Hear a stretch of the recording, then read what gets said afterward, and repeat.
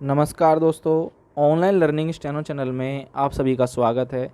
100 शब्द प्रति मिनट की गति से संपादकीय डिक्टेशन स्टार्ट होगी 3 सेकंड बाद। स्टार्ट। दूरसंचार के क्षेत्र में 100% विदेशी प्रत्यक्ष निवेश की मंजूरी से इस क्षेत्र में तेजी से सुधार की उम्मीद की जा रही है। अभी तक इसमें 49% एफडीआई की इजाज़त थी। दरअसल पिछले कुछ समय से दूरसंचार कंपनियां काफ़ी दबाव महसूस कर रही थी। प्रमुख दूरसंचार कंपनियों पर बड़ी देनदारियां हैं।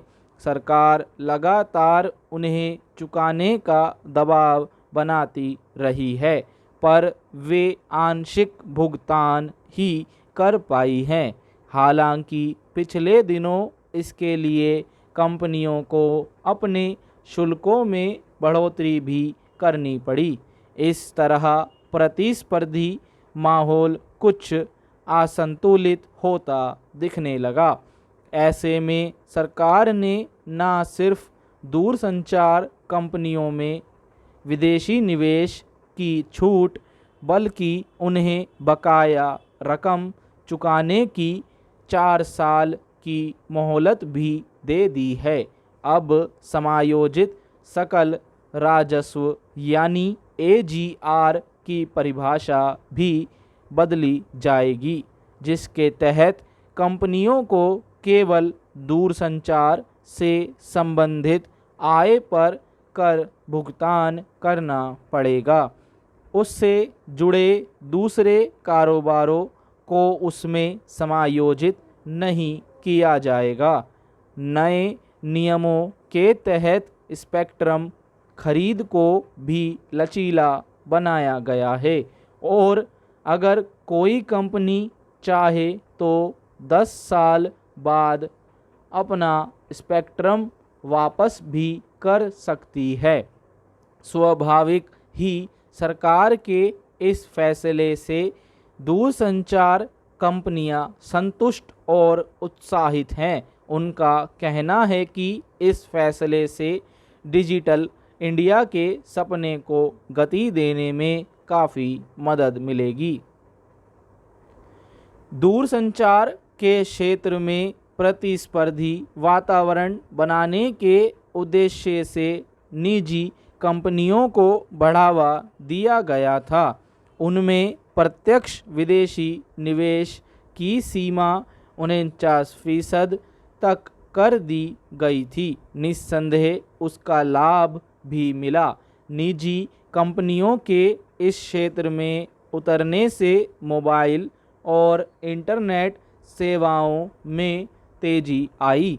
स्पेक्ट्रम नीलामी से सरकार का राजस्व भी बढ़ा। प्रतिस्पर्धी वातावरण का ही नतीजा है कि कंपनियों ने अपने ग्राहक बनाने के लिए अपनी दरों में लगातार कटौती की। अब हर घर तक मोबाइल और इंटरनेट सेवा की पहुंच सबकी क्षमता के भीतर सुनिश्चित हो रही है और दूरसंचार के मामले में भारत दुनिया में सबसे तेजी से विकसित होता कारोबार बन चुका है। मगर पिछले कुछ समय से सरकार की नीतियों और नियामक कठोरता की वजह से कंपनियों पर देनदारियां बढ़ती गई। उन्हें स्पेक्ट्रम की फीस चुकाना भारी पड़ने लगा। इसलिए अब तक कंपनियां अपनी दरों में कई बार बढ़ोतरी भी कर चुकी है। फिर भी आइडिया, वोडाफोन और एयरटेल देनदारियों के भारी बोझ से दबी हुई हैं। विदेशी निवेश आने से उन्हें काफ़ी राहत मिलेगी और वे अपने कारोबार को नए ढंग से प्रतिस्पर्धी बनाने में जुट सकेंगी। दूरसंचार के क्षेत्र में विस्तार पर केंद्र सरकार का जोर रहा है। डिजिटल इंडिया नारे के साथ बहुत सारी सरकारी योजनाओं और गतिविधियों को इंटरनेट से जोड़ा गया है।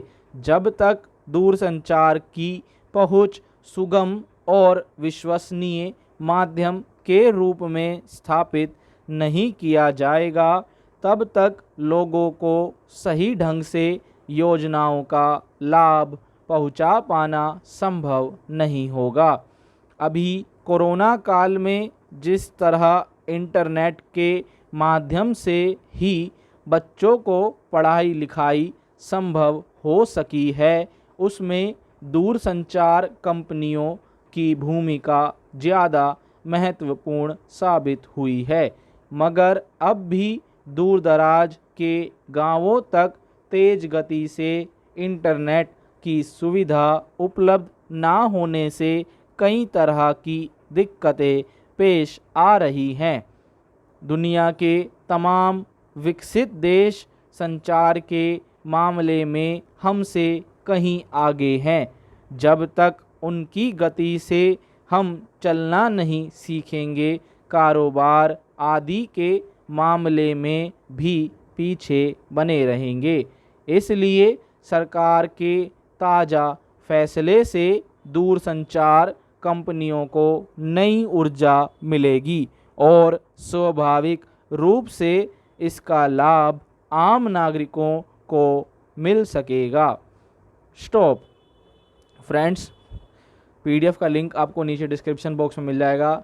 आपको हमारी डिक्टेशन कैसी लगी आप कमेंट बॉक्स में अपने सुझाव दे सकते हैं।